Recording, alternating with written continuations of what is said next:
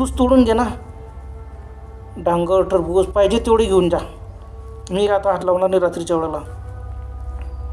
पण तो म्हणा नाही, तू तोडून दिलं तरच मी घेणार. आता खंडू बाप्पा घाबरले, पण भाजीखाली मात्र उतरले नाही.